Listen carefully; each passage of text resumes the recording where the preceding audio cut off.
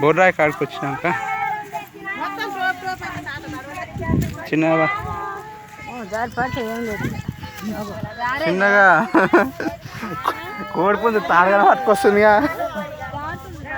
అభిగాడు కోడిని వదిలిపెట్టి అని ఏడుస్తున్నాడు. ఏడాడు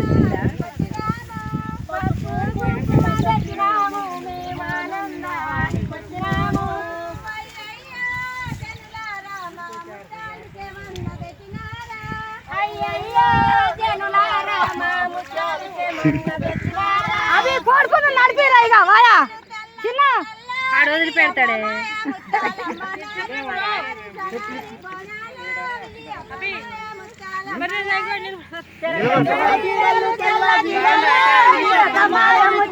ఎంగడే